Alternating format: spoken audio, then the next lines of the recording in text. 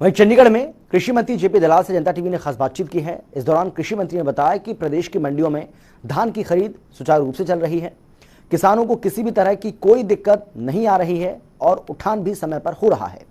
इसके साथ ही उन्होंने कई और मुद्दों को लेकर भी अपनी बात रखी। इन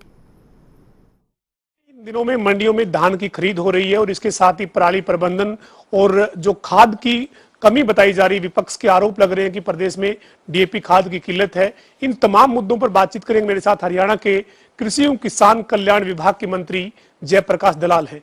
दलाल साहब, सबसे पहले बात करेंगे जो प्रदेश की मंडियों में धान की खरीद हो रही है, अब तक कितनी खरीद हो चुकी है सर, और किस गति से खरीद चल रही है? लगभग एक हफ्ता हुआ है खरीद शुरू हुए और बहुत तेज गति से धान आया है और बहुत ही सुचारू रूप से मंडियों में काम चल रहा है। एक सप्ताह में ही लगभग 14-15 लाख मीट्रिक टन का धान आ चुका है, जो पिछली साल की आवक का लगभग 25% है। और इस बार हमें उम्मीद है कि धान जो है पिछले साल से 15-20% ज़्यादा आएगा।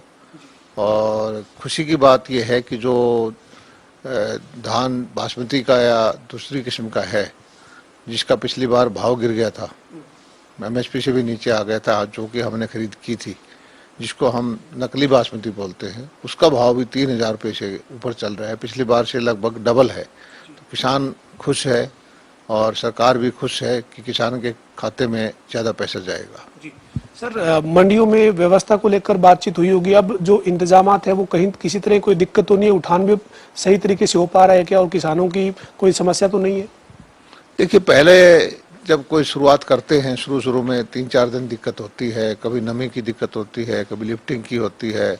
इस बार भी शुरू में क्योंकि बारिश बेमौसम की थी, उसने परेशान किया, मंडियाँ गिली थी और मॉइस्चर ज़्यादा था, तो धानों को सुखाना पड़ा। लेकिन अब कोई समस्या नहीं है, अब बड़ा सुचारू रूप से काम चल रहा है और हमें लगता है कि आने वाले 3-4 हफ्तों में ही हम धान की खरीद पूरी की पूरी किसान की कर देंगे। सर, धान खरीद के साथ साथ बात पराली के प्रबंधन की बात करें तो प्रदेश में इन दिनों में एक इस तरह का वातावरण बनता है कि पराली के जलाने से जो है वो प्रदूषण हो रहा है। खासतौर पर दिल्ली की सरकार आरोप हरियाणा पे लगाती है या पंजाब पे लगाती है। हरियाणा में पराली के प्रबंधन को लेकर क्या कदम उठाए गए हैं सर? मेरे ख्याल में देश में सबसे ज़्यादा पराली को लेकर हरियाणा का किसान जागरूक है, हरियाणा सरकार जागरूक है। हमारे यहाँ बहुत ही नगण्य घटनाएं पराली जलाने की हो रही है और हमने पराली जलाने से रोकने के लिए डीकम्पोजर दिए हैं, बेलर बनाने के लिए बहुत सारी सब्सिडी दी है। और अभी हमने ये भी फैसला किया है कि जो हमारा जो प्लांट लगा है जिसमें बहुत सारे गाँव की पराली लेगा, पावर प्लांट, कि उसको भी हम सोच रहे हैं कि कुछ सब्सिडी दे दें किराया उठाने के लिए। और किसान को पराली जो है बेचने का लाभ का सौदा हो गया है। और हरियाणा का किसान पर्यावरण को बचाना चाहता है, जमीन की उर्वरा शक्ति को बचाना चाहता है और कोई इक्का दुक्का किसान को छोड़ के हमारे यहाँ कोई घटना नहीं घटती। पंजाब में और प्रदेशों में हमारे से 10 गुना ज़्यादा घटनाएं होती हैं। हरियाणा में हमारे विभाग ने और सारे किसान और समाजसेवी संस्थाओं ने ये बीड़ा उठाया है कि पराली हरियाणा के अंदर नहीं जलाएंगे। जी सर, आजकल डीएपी खाद की किल्लत बताई जा रही है और विपक्ष का खास तौर पर आरोप है कि हरियाणा में लाइन में लगकर लोगों को डीएपी खाद लेनी पड़ रही है। क्या स्थिति है सर वाकई में? ये भी एक नैरेटिव तय किया जा रहा है। सरकार विरोधी जो तत्व हैं, कोई डीएपी की कमी नहीं है। हमारे अक्टूबर के महीने में पिछले साल 1 लाख मीट्रिक टन, लगभग 20 लाख बोरियों की कंजम्पशन हुई थी। उतनी डीएपी आज हमारे पास उपलब्ध है और नवंबर में भी हमारी 1,10,000 की जरूरत थी, उससे ज़्यादा डीएपी भारत सरकार ने हमें अलॉट कर दी है। कोई भी किसी किस्म की दिक्कत हरियाणा के किसानों को नहीं होने देंगे, ज़रूरत के वक्त उनको डीएपी मिलेगी। और दक्षिण हरियाणा के जो सरसों के किसान हैं, उनसे मैं ज़रूर एक प्रार्थना करता हूँ कि डीएपी की बजाय अगर वो एनपीके और सुपर फास्फेट वगैरह का मिश्रण करके उपयोग में लाएं तो उससे सरसों में तेल की मात्रा बढ़ती है, फास्फोरस उसमें होता है और उपज भी बढ़ती है। सरसों के लिए बहुत ज़्यादा लाभदायक है। तो सर फिर विपक्ष के लोग भी आरोप लगा रहे हैं, कई जगह किसान कह रहे हैं कि आधार कार्ड के ऊपर उनको 1 कट्टा 2 कट्टे इस तरीके से, मतलब 1 बैग 2 बैग इस तरह से खाद मिल रही है। आपने अधिकारियों से बात की, क्या कोई ऐसी स्थिति है या फिर केवल ये जो वो रूमर्स हैं, मतलब आपने वास्तविक स्थिति पता करी होगी सर, अधिकारियों से बातचीत भी हुई होगी? देखिए, हरियाणा एक लैंडलॉक्ड स्टेट है और हरियाणा से हमारे जो पड़ोसी प्रदेश हैं, पंजाब है, राजस्थान में, वहाँ समस्याएं हर साल ही आती है।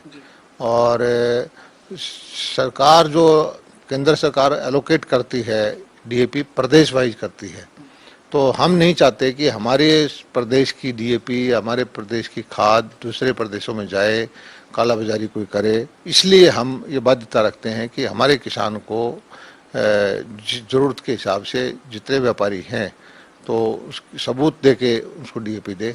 ऐसा नहीं है कि हमारी डीएपी हमारे एलोकेशन को कोई राजस्थान में ले जाए, कोई पंजाब में ले जाए। उसको रोकने के लिए हमने किया है। सर बाजरे की खरीद प्रदेश में हो रही है और बाजरे के साथ सरकार ने एक सब्सिडी भी देने का फैसला किया, जो किसान का अगर बाजरा 1600 1650 रेट जो है वो मार्केट में चल रहा था तब आपने रेट तय किया था और बाकी जो सब्सिडी थी वो आपने देने का फैसला किया था। लेकिन अब भूपेंद्र सिंह हुड्डा या फिर तमाम जो विपक्ष के नेता हैं वो ये कह रहे हैं कि बाजरा के किसानों के साथ सरकार ने धोखा कर दिया, उनका बाजरा आज 1000-1200 में पिट रहा है। कांग्रेस की तो प्रथा ये रही है कि हर चीज़ में जो सरकार के जो जनहितैषी नीतियां हैं उनके खिलाफ स्टैंड लेना।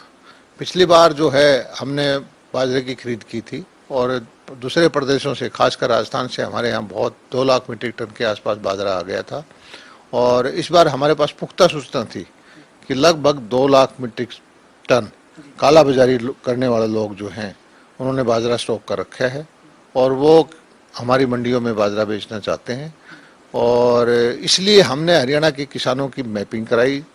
2,70,000 के आसपास जो किसान परिवार थे उनका पता लगा कि बाजरा की खेती की है और जितने एकड़ में 7-8 लाख एकड़ के बीच में जो आंकड़ा था, एक एक एकड़ की हमने नाप तोल करवाई और प्रत्येक एकड़ हम 4200 रुपये से लेकर 6,000 रुपये के बीच में प्रत्येक किसान को डाल देंगे। हमारे खाते से हरियाणा पहला प्रदेश होगा बगैर खरीद के, बगैर कुछ चीज़ के, बगैर उसके मंडी में आए किसानों के खाते में पैसा देंगे। और किसान को अपनी मर्जी में, जब उसका भाव हो सकता है कि कल को बाजरे का भाव 1800, 2000, 3000 भी हो जाए, क्योंकि इस वक्त जो है कपास का भाव महंगा है, इसका ग्वार का भाव महंगा है, बाकी चीज़ों का, धान का भाव भी अच्छा चल रहा है इस बार। और बहुत सारी फसलों के भाव जो एमएसपी से, सरसों का भाव 5000 के बजाय 7000, 8000 चल रहा है। तो मुझे उम्मीद है कि इस जो हमारी नीति है इससे किसान को ज़रूरत के वक्त पैसा हम दे देंगे और भाव की वो उसको इंतजार करेगा तो उसका भाव ज़्यादा महंगा बिकेगा। और जो काला बाजारी करके लोग जो हरियाणा सरकार को चूना लगाना चाहते थे उसमें रुकावट आएगी। सर पिछले दिनों जो बारिश और बेमौसमी बारिश के चलते जो फसलें खराब हुई थी, आपने विशेष गिरदावरी के आदेश दिए थे और रिपोर्ट जो है वो 15 अक्टूबर तक हालांकि आनी है, लेकिन जो वो क्या अधिकारियों से इस बारे में चर्चा हुई है कि कब तक रिपोर्ट तैयार हो जाएगी और आप उसके ऊपर कब तक कोई फैसला ले पाए? नहीं, मैं तो किसानों के खेतों में पहले भी गया हूँ और बारिश की और बेमौसमी बारिश से जो कपास की फसल में बहुत नुकसान है, मूंग में बहुत नुकसान है, बाजरे में नुकसान है और बहुत सारी किसानों ने बीमा नहीं करवा रखा था, उनकी हमने चिंता की। हमारे मुख्यमंत्री जी ने तुरंत आदेश दिए और ये गिरदावरी होके उनको मुआवजा मिलेगा और जो बीमित किसान है उनको तो बीमा की जो नियम है उस हिसाब से मुआवजा मिलेगा। मुझे अब चिंता नहीं है कि इसलिए कि किसान को हर तरह से उसकी सुविधा के अनुसार, किसी को सरकार, हरियाणा सरकार से, किसी को बीमा कंपनी से और किसी को बाजरे वाला पैसा मिलेगा, किसी को बाजरा छोड़ के मूंग बोए हैं वो पैसा मिलेगा। तो हर किसान के खाते में कुछ न कुछ पैसा जुड़ जाएगा जिससे कि किसान आगे की फसल की तैयारी कर सके। सर ये तमाम किसान और किसानी से जुड़ी बातें थी, लेकिन ऐलनाबाद का उपचुनाव हो रहा है, 30 तारीख को वहां पर मतदान होना है और वहां पर जो इंडियन नेशनल लोकदल के नेता हैं अभय सिंह चौटाला, जो वहां पर उम्मीदवार भी है, वो कहते हैं कि मैंने किसानों के समर्थन में इस्तीफा दिया था और अब एक बार फिर वो मैदान में है। आप बता रहे हैं कि आपने तमाम फैसले किसान हित में लिए हैं, तो लगता है कि आपकी पार्टी को, गठबंधन के उम्मीदवार को इनका फायदा होगा? सबसे पहले तो मुझे ये समझ में नहीं आता कि एक ही विधायक थे इन लोग के, अभय सिंह जी चौटाला, उन्होंने 27 जनवरी को ये कह के इस्तीफा दिया था कि मैं किसान आंदोलन के समर्थन में हूँ और कृषि कानूनों का विरोध करता हूँ और जब तक ये वापस नहीं होंगे मैं विधायक नहीं बनूंगा। आज वही स्थिति है, किसान आंदोलन भी है, कृषि कानूनों की भी वही स्थिति है। आज वो चुनाव लड़ क्यों रहे?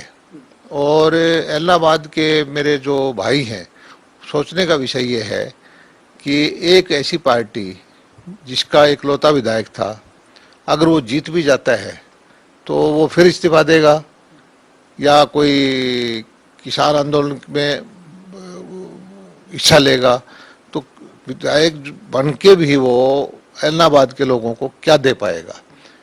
इलाहाबाद के लोग समझदार हैं, उनको पता है 3 साल भाजपा की सरकार है, विकास करने वाली सरकार है, वो भाजपा के और जजपा के कैंडिडेट को वोट देकर जिताएंगे और सरकार के अंदर जो है अपनी हिस्सेदारी करेंगे। सर, अंतिम सवाल है मेरा, जो आपके सामने वहाँ दूसरे प्रतिद्वंदी है, चाहे वो इंडियन नेशनल लोकदल है या कांग्रेस है, वो एक बात लगातार कह रहे हैं कि 11 महीने से किसानों का आंदोलन चल रहा है और इस गठबंधन के पास अपना कोई उम्मीदवार ही नहीं था, इनको उम्मीदवार इंपोर्ट करके पार्टी ज्वाइन करके टिकट देनी पड़ी है। कोई नुकसान तो नहीं होगा आपके इस फैसले का?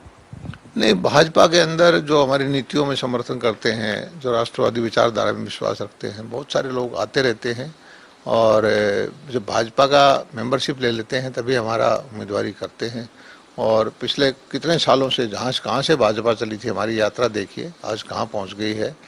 ये इसलिए हमारे उम्मीदवार जो हैं गोविंद कांडा जी, वो लोकप्रिय हैं और मजबूत हैं और लोगों को भरोसा है कि वो अगर जीतेंगे तो वहाँ पर विकास खूब भारी मात्रा में होगा। जी, बहुत शुक्रिया से बातचीत करने के लिए।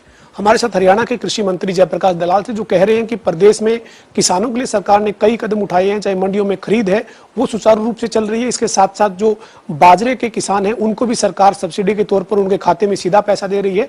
और साथ ही साथ जयप्रकाश दलाल ने इलाहाबाद में अपने जो गठबंधन के उम्मीदवार है उनकी जीत का दावा किया है और ये कहा है कि इलाहाबाद के जो लोग हैं वो गठबंधन की सरकार को समर्थन करेंगे, क्योंकि लोग विकास चाहते हैं और डेवलपमेंट के लिए गठबंधन के उम्मीदवार को वोट डलेगा। वीडियो जर्नलिस्ट विजेंद्र के साथ पवन सिंह, जनता टीवी, चंडीगढ़।